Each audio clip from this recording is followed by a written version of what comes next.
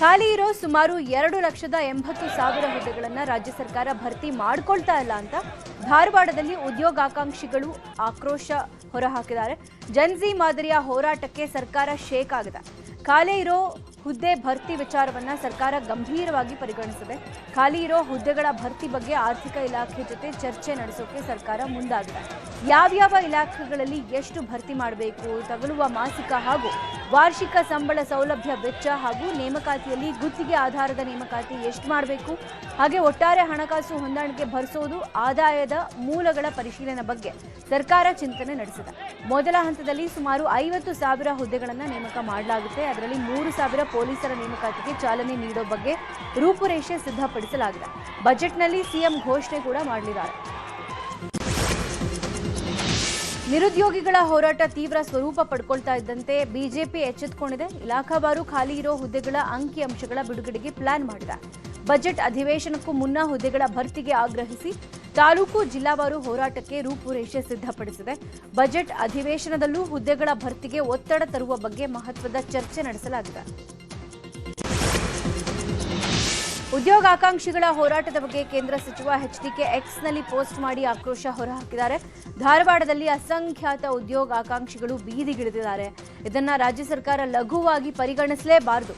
ಸರ್ಕಾರಿ ಹುದ್ದೆಗಳನ್ನು ಕಾಲಕಾಲಕ್ಕೆ ತುಂಬದೆ ನಿರ್ಲಕ್ಷ್ಯ ವಹಿಸಿದ ಪರಿಣಾಮ ಇದಾಗಿದೆ. ಯುವ ಜನರು ಪ್ರತಿಭಟನೆ ದಾರಿ ತುಳಿಯೋಕೆ ಕಾರಣ ಆಗಿದೆ. ನಿಮ್ಮ ಪ್ರತಿಭಟನೆ ಶಾಂತಿಯುತವಾಗಿರಲಿ, ನಿಮ್ಮೊಂದಿಗೆ ನಾನಿದ್ದೀನಿ ಅಂತ ಎಚ್ಡಿಕೆ ಎಕ್ಸ್ನಲ್ಲಿ ಪೋಸ್ಟ್ ಮಾಡಿದ್ದಾರೆ.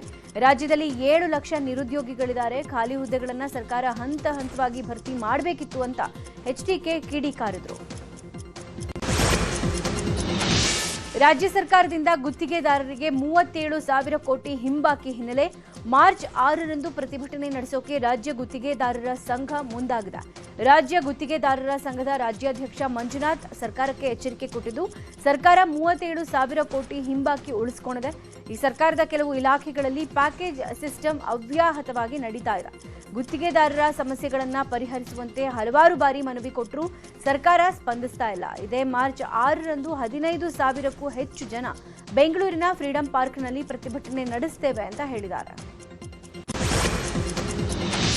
ಬಿಜೆಪಿ ಶಾಸಕ ಚಂದ್ರುಲಮಾಣಿ ಲೋಕಾಯುಕ್ತ ಬಲೆಗೆ ಬೀಳೋಕೆ ಕಾಂಗ್ರೆಸ್ ಷಡ್ಯಂತ್ರ ನಡೆಸಿದೆ ಅಂತ ಬಿಜೆಪಿ ಹೇಳಿದೆ. ಗದಗ ಜಿಲ್ಲೆ ಲಕ್ಷ್ಮೇಶ್ವರದಲ್ಲಿ ಬಿಜೆಪಿ ಹಾಗೂ ಬಂಜಾರ ಸಮುದಾಯ ಹೋರಾಟಕ್ಕೆ ಕರೆ ಕೊಟ್ಟಿದೆ. ಲಕ್ಷ್ಮೇಶ್ವರ, ಮುಂಡರಗಿ, ಶಿರಹಟ್ಟಿ ಭಾಗದ ಕಾರ್ಯಕರ್ತರು, ಅಭಿಮಾನಿಗಳು ಹಾಗೂ ಬಂಜಾರ ಸಮುದಾಯದ ಮುಖಂಡರು ಹೋರಾಟದಲ್ಲಿ ಭಾಗಿಯಾಗಲಿದ್ದಾರೆ. ಲಕ್ಷ್ಮೇಶ್ವರ, ಗದಗ, ಹಾವೇರಿ, ಹುಬ್ಬಳ್ಳಿ ರಸ್ತೆ ತಡೆದು ಹೋರಾಟ ನಡೆಸಲಿದ್ದಾರೆ. 4ರಿಂದ 5,000 ಜನ ಹೋರಾಟದಲ್ಲಿ ಭಾಗಿಯಾಗಲಿದ್ದಾರೆ. ಬಜೆಟ್ ಬಳಿಕ ರಾಜ್ಯ ಕಾಂಗ್ರೆಸ್ನಲ್ಲಿ ಮಹತ್ವದ ಬೆಳವಣಿಗೆ ಆಗಲಿದೆ ಅನ್ನೋ ಚರ್ಚೆ ಕೇಳಿ ಬರ್ತಾ ಇದೆ. ಬಜೆಟ್ ಅಧಿವೇಶನದ ಬಳಿಕ ಸಚಿವ ಸತೀಶ್ ಜಾರಕಿಹೊಳಿ 15 ಶಾಸಕರ ಜೊತೆಗೆ ಪಾಂಡಿಚೇರಿ ಅಥವಾ ವಿದೇಶ ಪ್ರವಾಸ ಕೈಗೊಳ್ಳುವ ಬಗ್ಗೆ ನಿರ್ಧಾರ ಮಾಡಿದಾರಂತೆ. ನಾಯಕತ್ವ ಬದಲಾವಣೆಗೆ ಹೈಕಮಾಂಡ್ ಮುಂದಾದ್ರೆ ಪ್ರವಾಸದ ಮೂಲಕ ಸಿದ್ದರಾಮಯ್ಯ ಬಣದ ಶಕ್ತಿ ಪ್ರದರ್ಶನಕ್ಕೆ ಸಿದ್ಧತೆ ಮಾಡಿಕೊಳ್ಳಲಾಗಿದೆ.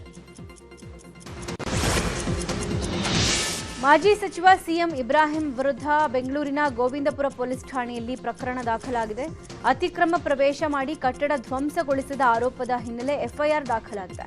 ಇನ್ನು ಮೊಹಮ್ಮದ್ ಇಮಾಮ್ ಸಾಹೇಬ್ ಅನ್ನೋರ್ಗೆ ಸೇರಿದ ಕಟ್ಟಡವನ್ನು 22 ಜನವರಿ 2026ರಂದು ಬೆಳಗ್ಗೆ 7:30 ಸುಮಾರಿಗೆ ಧ್ವಂಸ ಮಾಡಲಾಗಿದೆ. ಇನ್ನು ನಾಗವಾರ ವಿಲೇಜ್ ಕಸಬಾ ಹೋಬಳಿಯಲ್ಲಿನ ಸರ್ವೆ ನಂಬರ್ 23/3, 23/4ರಲ್ಲಿರೋ ಸೈಟ್ನಲ್ಲಿ ಕಟ್ಟಡ ನಿರ್ಮಾಣ ಮಾಡಬೇಕಾದ್ರೆ ಸಿಎಂ ಇಬ್ರಾಹಿಂ ಮಧ್ಯಪ್ರವೇಶ ಮಾಡಿರೋ ಆರೋಪ ಕೇಳಿ ಬಂದಿತ್ತು. ಪ್ರಚೋದನಕಾರಿ ಭಾಷಣ ಹಿನ್ನೆಲೆ ಬಿಜೆಪಿ ಶಾಸಕ ಬಸನಗೌಡ ಪಾಟೀಲ್ ಯತ್ನಾಳ್ ಮೇಲೆ ಕೇಸ್ ದಾಖಲಾಗಿದೆ. ಫೆಬ್ರವರಿ 21ನೇ ತಾರೀಕು ಯಾದಗಿರಿಯ ಗುರುಮಠಕಲ್ನಲ್ಲಿ ಶಿವಾಜಿ ಜಯಂತಿ ಬಹಿರಂಗ ಸಭೆ ನಡೆದಿತ್ತು. ಈ ವೇಳೆ ಶಾಸಕ ಯತ್ನಾಳ್ ಭಾಷಣ ಮಾಡುವಾಗ ಈ ದೇಶದಲ್ಲಿ ಇರಬೇಕಾದ್ರೆ ಒಂದೇ ಮಾತರಂ ಹೇಳಲೇಬೇಕು, ಗಾಂಧೀಜಿ ಪಾಕಿಸ್ತಾನದ ಪಿತಾಮಹ ಅಂತ ನಾಲಿಗೆ ಹರಿಬಿಟ್ಟಿದ್ದಾರೆ. ಈ ಹಿನ್ನೆಲೆ ಗುರುಮಠಕಲ್ ಪೊಲೀಸ್ ಠಾಣೆಯಲ್ಲಿ ಸ್ವಯಂ ಪ್ರೇರಿತ ಪ್ರಕರಣ ದಾಖಲಾಗಿದೆ. ಚಿತ್ರದುರ್ಗದ ರೇಣುಕಾಸ್ವಾಮಿ ಕೊಲೆ ಪ್ರಕರಣದ ತನಿಖೆ ಮುಂದುವರೆದಿದೆ. ದರ್ಶನ್ ಅರ್ಜಿಗೆ ಪ್ರಾಸಿಕ್ಯೂಷನ್ ಆಕ್ಷೇಪಣೆ ಸಲ್ಲಿಸಿದೆ. ಪ್ರತಿದಿನ ಕೊಲೆ ಪ್ರಕರಣದ ಟ್ರಯಲ್ ನಡೆಸೋಕೆ ಸಿಆರ್ಪಿಸಿ 309ರ ಅಡಿಯಲ್ಲಿ ದರ್ಶನ್ ಮನವಿ ಮಾಡಿದ್ರು. ಈ ಹಿನ್ನೆಲೆ ದರ್ಶನ್ ಮನವಿಗೆ ಎಸ್ಪಿಪಿ ಪ್ರಸನ್ನಕುಮಾರ್ ಆಕ್ಷೇಪಣೆ ಸಲ್ಲಿಸಿದ್ದಾರೆ. ಸದ್ಯ ಪ್ರಕರಣದ ವಿಚಾರಣೆಯನ್ನ ಆದ್ಯತೆ ಮೇಲೆ ಕೋರ್ಟ್ ನಡೆಸ್ತಾ ಇದೆ. ಅದರಿಂದ ಡೇ ಟು ಡೇ ಬೇಸಿಸ್ ಮೇಲೆ ವಿಚಾರಣೆ ನಡೆಸೋಕೆ ಪ್ರಾಸಿಕ್ಯೂಷನ್ ಆಕ್ಷೇಪ ಸಲ್ಲಿಸಿದೆ. ಇದೇ ವೇಳೆ ದರ್ಶನ್ ಪರ ವಕೀಲರು ಸೆಷನ್ಸ್ ಕೋರ್ಟ್ಗೆ ಮತ್ತೊಂದು ಅರ್ಜಿ ಸಲ್ಲಿಸಿದ್ರು. ಇನ್ನು ಕುಟುಂಬದವರು ವಕೀಲರ ಭೇಟಿಗೆ ಅವಕಾಶ ಕೊಡಬೇಕು ಅಂತ ಮನವಿ ಮಾಡಿದ್ದಾರೆ. ಕೋರ್ಟ್ ಮಾರ್ಚ್ 2ನೇ ತಾರೀಕು ಈ ಎಲ್ಲ ಅರ್ಜಿಗಳ ವಿಚಾರಣೆಯನ್ನು ನಡೆಸುತ್ತಾರೆ.